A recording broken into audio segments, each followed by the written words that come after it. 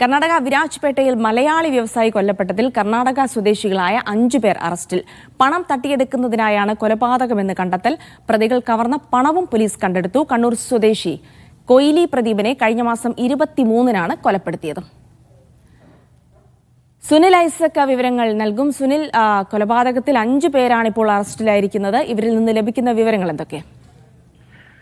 അജിൽസി, കണ്ണൂർ കൊയിലി ഹോസ്പിറ്റലിന്റെ പാർട്ണറും തോട്ടമുടമയുമായ പ്രദീപ് കൊയിലിയുടെ കൊലപാതകവുമായി ബന്ധപ്പെട്ട് കർണാടക സ്വദേശികളായ 5 പേരെയാണ് ഗോണിക്കുപ്പ പോലീസ് ഇന്നലെ അറസ്റ്റ് ചെയ്തിരിക്കുന്നത്.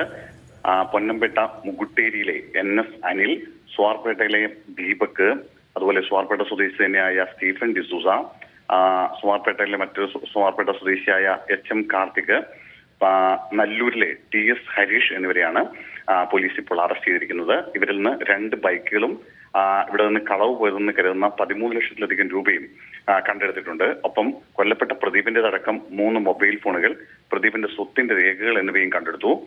കേസിലെ 1-ാം പ്രതി അനിൽ വിവാഹം കഴിക്കാൻ ആഗ്രഹിച്ചിരുന്നു. അടുത്ത കാലത്തായി വിവാഹത്തിന്റെ ആലോചനകളിലായിരുന്നു. എന്നാൽ അതിനു വേണ്ടുന്ന ചില അത്യാവശ്യമായി കുറച്ച് പണം ആവശ്യമുണ്ടായിരുന്നു. ഇത് കണ്ടെത്തുന്നതിന് വേണ്ടിയിട്ടാണ് കൊലപാതകം നടത്തിയതെന്നാണ് പോലീസിന്റെ കണ്ടെത്തൽ. എന്തായാലും ഈ സംഭവവുമായി ബന്ധപ്പെട്ടുകൊണ്ട് DYSP Virajpet sub divisional DYSP Mahesh കുമാറിന്റെ നേതൃത്വത്തിലുള്ള പോലീസ് സംഘമാണ് ഇത്തരത്തിൽ അന്വേഷണം നടത്തി ഇപ്പോൾ പ്രതികളെ കണ്ടെത്തിയിരിക്കുന്നത്. ഈ കഴിഞ്ഞ ഏറെക്കാലമായി ഈ പ്രദീപ് അവിടെ വിരാജ്പേട്ടയിലായിരുന്നു. വിരാജ്പേട്ടയിൽ ഏതാണ്ട് 25 ഏക്കറോളം സ്ഥലവും വീടും ഉണ്ടായിരുന്നു.